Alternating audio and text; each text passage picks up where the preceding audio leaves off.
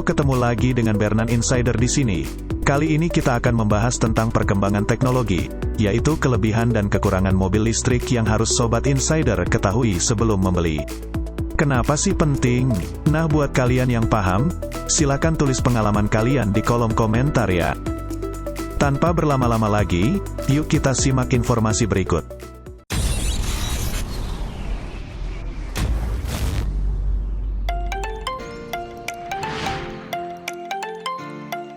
Kelebihan dan kekurangan mobil listrik terdiri dari beberapa poin. Contoh keunggulannya ialah ramah lingkungan dan memiliki torsi instan. Namun, sampai saat ini belum banyak tempat pengecasan umum yang bisa ditemui. Industri otomotif Indonesia sedang menjalani peralihan dari kendaraan bermesin pembakaran internal menuju teknologi elektrifikasi atau yang jamak dikenal sebagai mobil listrik. Hal itu ditegaskan melalui diterbitkannya Peraturan Presiden Nomor 55 Tahun 2019 tentang percepatan program kendaraan bermotor listrik berbasis baterai, Battery Electric Vehicle, untuk transportasi jalan. Untuk diketahui, sebenarnya ada beberapa jenis teknologi elektrifikasi kendaraan, meliputi 1. Hybrid Electric Vehicle 2. Fuel Cell Electric Vehicle 3. Plug-in Hybrid Electric Vehicle, dan 4.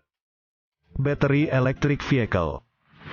Namun, dalam ulasan kali ini akan lebih banyak mengambil contoh BEV karena dapat dinilai sebagai mobil listrik murni. Mobil listrik diprediksi akan menjadi pilihan transportasi utama pada saatnya nanti. Namun, tentunya masih banyak orang yang bertanya-tanya mengenai kelebihan dan kekurangan mobil listrik. Hal ini merupakan sesuatu yang dapat dimaklumi karena mobil listrik masih tergolong sebagai barang baru di Indonesia. Pada tahun 2022 ini pun jumlah pilihan produknya masih jauh lebih sedikit jika dibandingkan dengan mobil mesin pembakaran internal.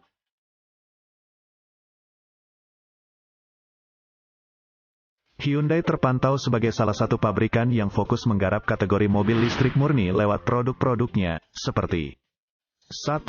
Kona Electric 2. Ioniq Electric 3. Ioniq 5, yang sudah diproduksi di Indonesia. Sekilas, memiliki mobil listrik memang jadi pengalaman menarik. Terlebih lagi jika melihat stimulus yang diberikan oleh pemerintah. Misalnya untuk di Jakarta, mobil listrik hanya dikenakan pajak kendaraan bermotor atau PKB sebesar 10% dari normalnya dan bebas ganjil genap. Namun, apa hanya sebatas itu saja? Yuk mari kita simak ulasan selengkapnya. Kelebihan mobil listrik. 1. Ramah lingkungan. Poin ini dapat dikatakan sebagai alasan terbesar yang menjadi faktor pendorong peralihan dari mesin pembakaran internal menuju teknologi elektrifikasi. Bukan hanya di Indonesia, tapi juga berlaku secara global. Mobil listrik sama sekali tidak menghasilkan emisi gas buang dari proses kerjanya. Beda hal dengan mobil-mobil dengan mesin pembakaran internal.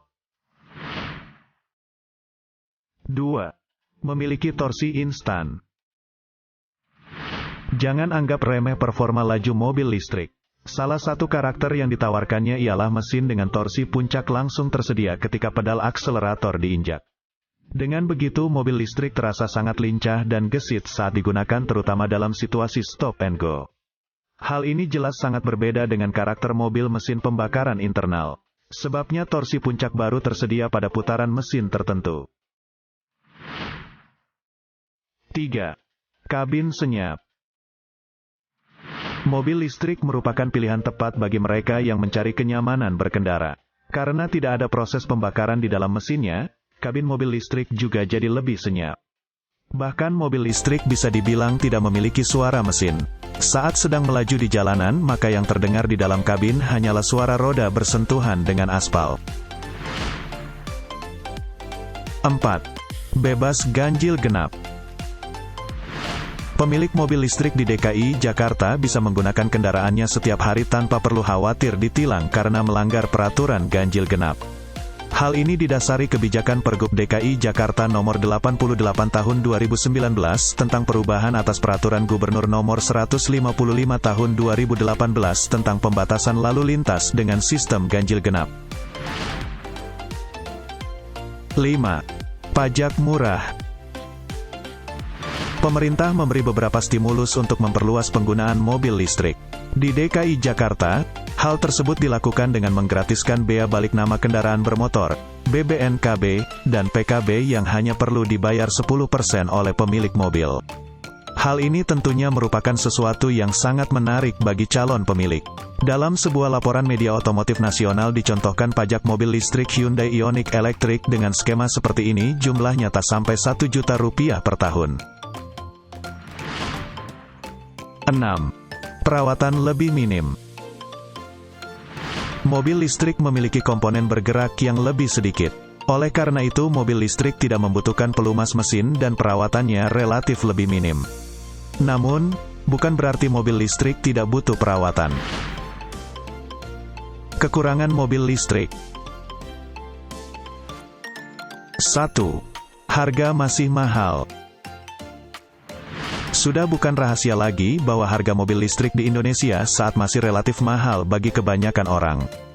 Mobil listrik paling murah di Indonesia saat ini adalah DFSK Glora E yang dijual mulai harga Rp469 jutaan. Produknya pun tergolong segmented karena memiliki wujud sebagai kendaraan komersial. Sementara itu produk seperti Hyundai Kona atau Ioniq dibanderol dengan angka Rp600 jutaan. 2. Tempat pengisian baterai masih sedikit. Poin ini kemungkinan menjadi hambatan terbesar bagi banyak orang untuk membeli mobil listrik. Walaupun sebenarnya konsumen juga bisa mengisi daya di tempat tinggalnya. Namun, ketersediaan fasilitas pengisian daya yang tersebar luas pastinya akan memberikan ketenangan batin tersendiri dalam menggunakan mobil listrik. Sebagai informasi, dalam hal ini pemerintah lewat perusahaan listrik negara sedang berupaya mendirikan stasiun pengisian kendaraan listrik umum sebanyak-banyaknya. 3. Waktu pengecasan lama. Ketika seorang konsumen memutuskan membeli mobil listrik, artinya ia harus membangun kebiasaan baru. Mengecas mobil pada malam hari agar dapat digunakan pada pagi atau siang hari. Durasi pengecasan itu sendiri sebenarnya tergantung cara yang digunakan. Misalnya untuk mobil listrik Hyundai melalui wall charger yang didapat pada saat pembelian, maka pengisian bisa dilakukan selama 5-6 jam dari kondisi kosong sampai penuh. Sementara itu, SPKLU dengan fasilitas fast charging-nya bisa mengisi daya baterai mobil ini selama 1-2 jam sampai penuh. Namun, durasi tersebut tetap saja lebih lama dibandingkan proses isi bensin yang mungkin hanya memakan waktu sekitar 10-15 menit jika tanpa adanya antrean. 4. Harga baterai mahal. Baterai merupakan komponen paling mahal pada sebuah mobil listrik. Kebanyakan pabrikan memberikan garansi yang cukup panjang untuk komponen ini, umumnya sampai 8 tahun atau sekitar 160.000 km. Pada titik pemakaian tertentu kualitas baterai mobil listrik dipastikan akan menurun dan perlu diganti. Untuk itu pemilik harus bersiap-siap mengeluarkan dana yang besar. Walaupun mesti diakui pada saat ini belum banyak ditemui kasus mobil listrik harus ganti baterai karena unit yang beredar pun masih seumur jagung.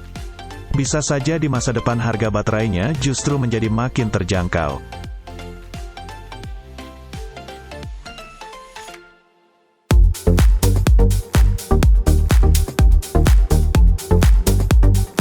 Itulah beberapa poin kelebihan dan kekurangan mobil listrik. Dibandingkan mobil dengan mesin pembakaran internal, mobil listrik jelas lebih bersih, karena tidak menghasilkan gas buang.